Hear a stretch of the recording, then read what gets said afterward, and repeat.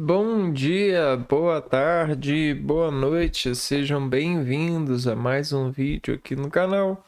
Meu nome é Abner e no vídeo de hoje nós vamos fazer a leitura do capítulo 7 do Evangelho de João. A festa das tendas. Jesus vai à festa secretamente. Depois disso, Jesus percorria a Galiléia, não queria andar pela Judéia, porque os judeus procuravam matá-lo. Estava próxima a festa dos judeus, chamada das tendas. Os irmãos de Jesus disseram-lhe: Sai daqui e vai para a Judéia, para que também os teus discípulos vejam as obras que fazes. Ninguém faz algo em segredo quando procura ser publicamente conhecido. Já que fazes essas coisas, manifesta-te ao mundo. Pois nem os seus irmãos acreditavam nele. Jesus então disse a eles: Ainda não chegou o tempo certo para mim. Para vós, ao contrário, é sempre o tempo certo. A vós o mundo não pode odiar, mas a mim odeia porque eu dou testemunho dele, mostrando que suas obras são más. Vós podeis subir para a festa. Eu não subo para esta festa, porque meu tempo ainda não se cumpriu.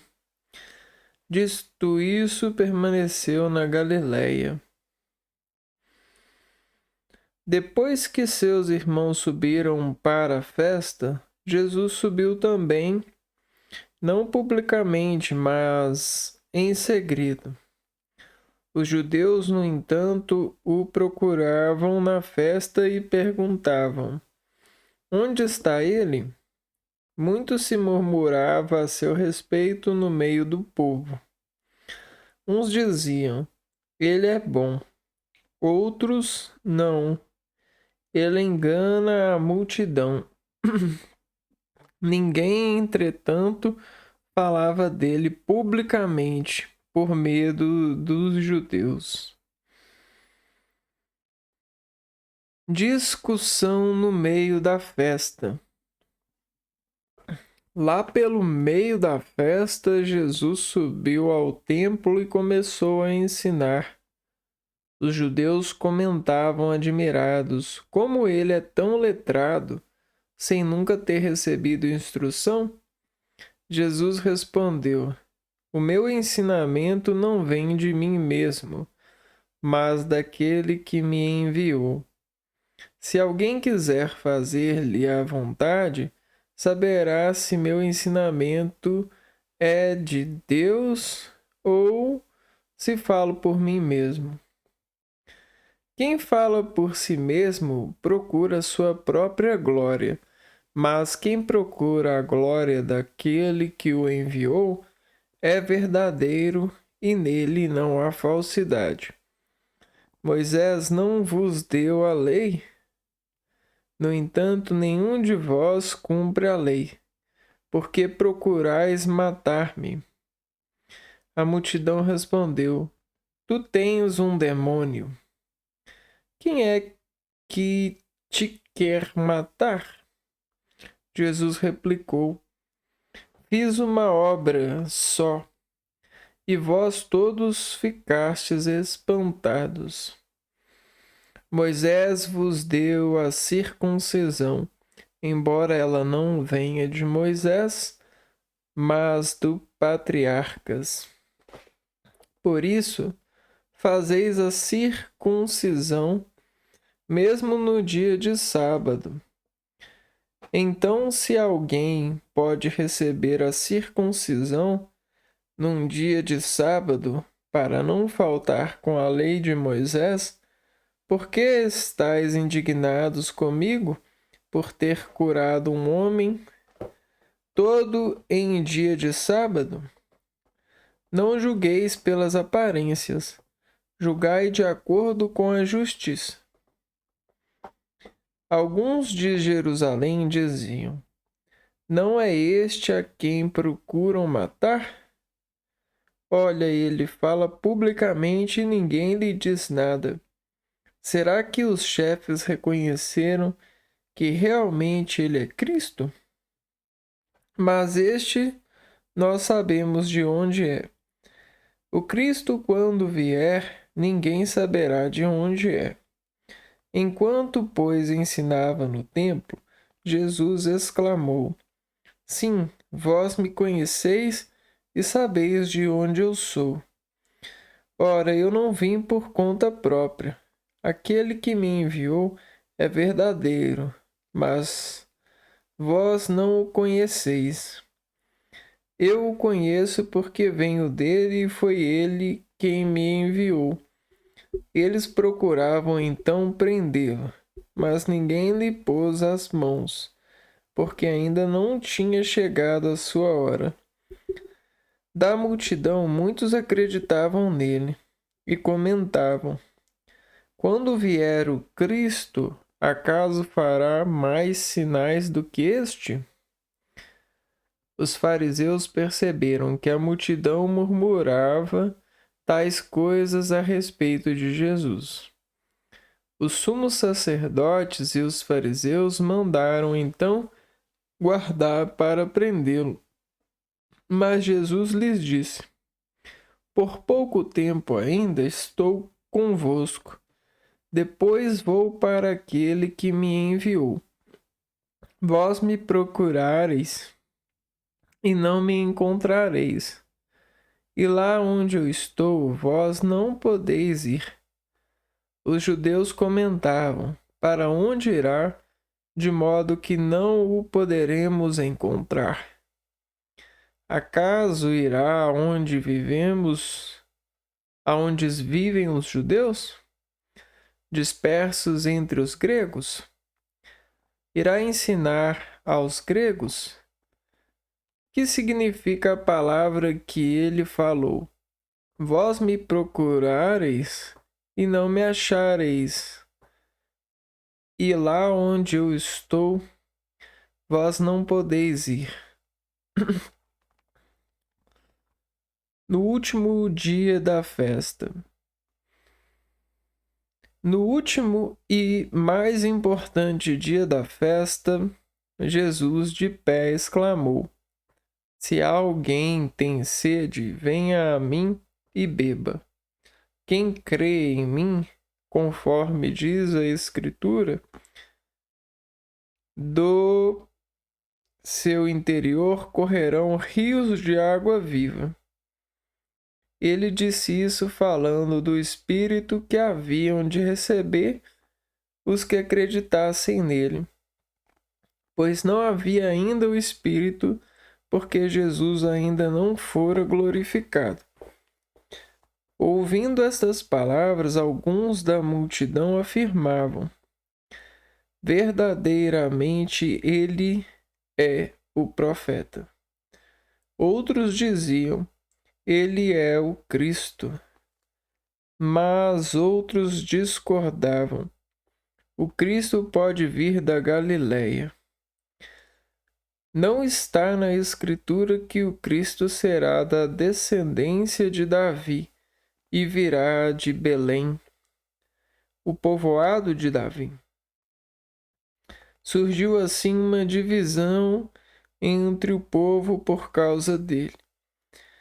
Alguns queriam prendê-lo, mas ninguém lhes pôs as mãos.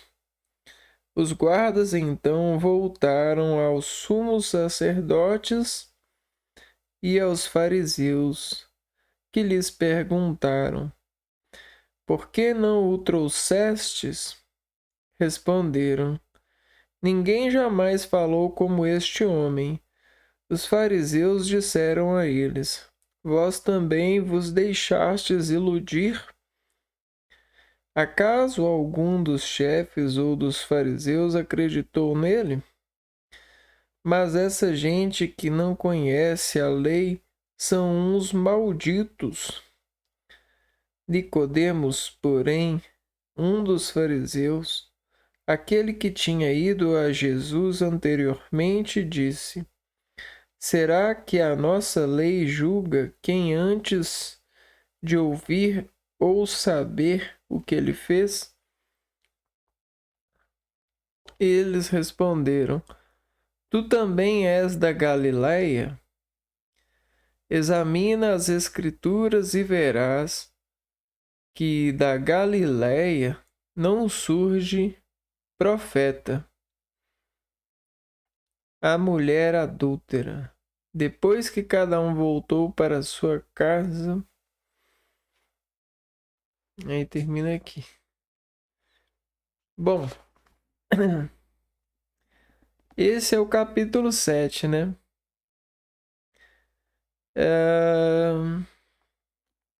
Bom, do que a gente pode colher entendimento desses textos?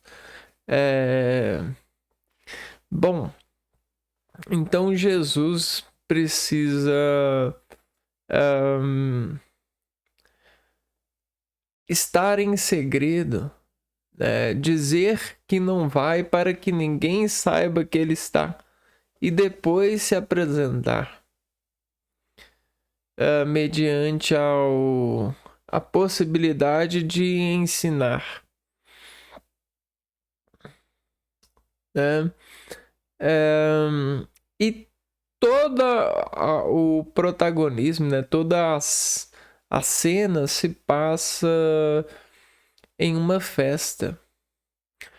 Uma festa é um ambiente em que as pessoas estão com expectativas, né? E a expectativa de uma festa é você se parecer com aquilo que você gostaria que os outros enxergassem de você, né? É como se você colocasse a sua promessa em liberdade, como se você prometesse algo àqueles que podem te ver naquela festa, naquela manifestação conjunta de pessoas. Talvez isso deva ser segredo para alguns, mas aqueles que examinam os seres nas formas mais microscópicas, mais minuciais, né, os micro-organismos, ou seja, as micro ou as pequenas organizações dos seres que para muitos se passam despercebidas, às vezes são esses que geram doenças em nós, homens modernos, homens que querem alucinar as pessoas para serem escolhidos por elas. Aqueles que dependem disso, de ser escolhido. Como se Deus não os escolhesse. Naturalmente falando, a partir da crença. Então a festa é um ambiente de promessas e tem várias promessas. As pessoas prometem umas às outras e dentro dessa promessa as pessoas elas buscam receber aquilo que precisam para a promessa funcionar. Então é uma negociação? É sim. Porque o que é mais valioso é o sangue do Cordeiro derramado por nós. Ou seja, mudando o quadro, mudando o entendimento de lugar, é o relacionamento íntimo com alguém. Então, precisa-se escolher, negociar, é uma arte de fazer acontecer antecipadamente o que a promessa emite nas vestes. Vê antes da hora o que pode acontecer sobre a promessa. Bom, então agora que a gente chegou nesse fundamento percebido por Jesus em disposição de experimentar sobre nós aquele que eleva ao Pai, aquele que é filho escolhido, aquele que é o elo que nos dá lembrança, né? Aquele que marca para nós uma mudança na nossa disposição, aquele que inaugura a lei de Deus em nós. Ou seja, sermos, né, obedientes ao Pai, pois Ele espera de nós amor. Mas o que é amor se não um substantivo abstrato? Aí é que tá. Jesus vem ao mundo para decompor o abstrato dessa conhecida sabedoria de amar o Pai e abre o amar e revela o que está no amar, dentro do mar, dentro da rima de cada relação com a natureza possível, de cada festa em processo de fé. Ou seja, em processo de permanência, pois isso é para nós o altar da informação que nos faz redimensionar o registro e saber sobre quem de fato ama, quem de fato está no amar, que marca para nós o conhecimento. O conhecido, o quanto estás, a medida, o resultado, aquilo que exulta tanto e descarrega de nós, manifestando em obra carnal, ou seja, encarnando em nós.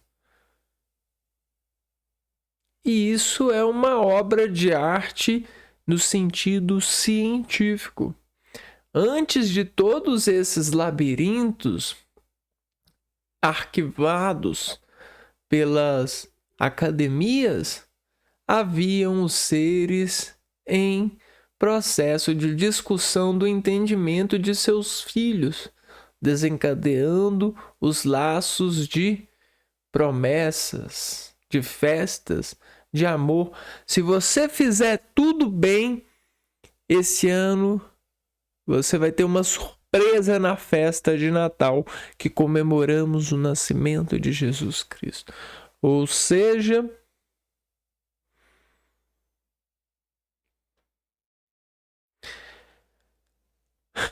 a esperança em nós, né? Uma vez que fabricamos uma disciplina e imantamos ela em Maria sobre os acordos de conhecimentos tragos e associados pelos homens de sacrifícios, pelos pastores que observam e tentam seguir a obra do Pai, né? Então, essa é a escada para o paraíso. Ou para isso seremos fé, força, né? E Jesus entra na festa. E por que ele entra na festa escondido? Ele não se revela na primeira instância. Pois na festa está cheia de promessas.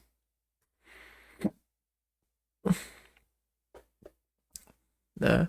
Porque as pessoas não saberiam ver, aceitar a promessa da verdade.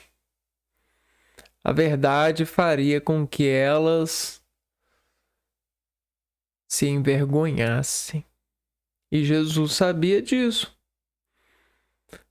E por isso Jesus, no momento apropriado, depois que todas as pessoas já tinham apresentado suas promessas, estavam, digamos assim, negociadas por aqueles instantes de promessas, ou seja, de expressão de promessa, né, de fé. Quando a gente se veste tão bem para sair, a gente promete essa imagem, essa disposição, esse caráter, esse vestir, investir. E Jesus passa a ensinar. Tanto é que as pessoas passam a intimá-lo perante esse ensino, pois a verdade incomoda. Ela negocia com a alma. Ela negocia com os modos de vício que temos, que aparentemente a gente acredita fundamental para nós, mas não é. É só apenas uma possessão sem fundamentos de Deus, apenas com fundamentos humanos, de incorrências, de desejos de poderes que são imateriais. Na verdade, poderes materiais. O que é imaterial geralmente é o espírito em controle. E o espírito que está em controle, de verdade, como Jesus ensina, não depende de matéria nenhuma para o controle. Eis a questão: abandonar a falsa associação de controle por materialização da consciência em objeto. E abandonando essa consciência em objeto, você ganha consciência em luz. E aí você passa a conhecer, passa a ser revelado em Deus, que dentro do mar de luz nos faz amar nele, né? E é a emoção, é a liberdade, é a glória, é o poder de não temer o amanhã nem o agora, é ser presente para tudo e pro amor de Deus, é poder dizer a Ele que está pronto, que está verdadeiramente pronto para assumir a sua vontade. Esse é a verdadeira negociação que de fato nós gostaríamos que todos pudessem ter. Não é mesmo? Bom, essa é a festa, né? Então, será que estamos bem vestidos? Será que investiremos ou investigaremos antes? Se podemos crer no amor de Deus. Eis a questão que nos divide. Eis a dificuldade de uma religião coordenar essa vontade. Eis o mandato do segredo, da segregação, das dificuldades, da menção, da insuficiência investigada, da indisponibilidade, da espera para de fato ter dados mais apurados. É por isso que a gente tem esse banho de processos. É pela indecisão de crer. É pelo desafio.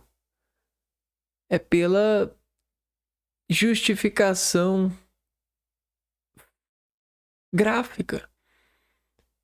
É para fazer, criar ilusões que são humanamente guiáveis para essa luz, caminhos. Na verdade, o ser humano corre em círculos. Quanto mais ele pesquisa, mais em circuito ele se sente no dever de colhertar. Colher e estar. Não estou dizendo que nós deveríamos fazer uma carta de despedida e irmos para a luz, irmos para o mundo das luzes. Não estou dizendo isso. Estou dizendo que, aparentemente, Jesus, né, ele diz pra gente ser uma promessa de amor pro Pai e vestirmos de fato essa união, essa unidade. Não ficarmos brincando de autoridades pelos vestos de disposição de escrita técnica, pois isso cobra caro, isso atrapalha muito a verdade. Isso cria várias passagens para a dúvida da verdade. E aí isso paralisa aquele que anda para a verdade, né? Aquele que gostaria de negociar de verdade com Deus. Então é isso, né? Ser uma promessa para Deus, né? De fato, né?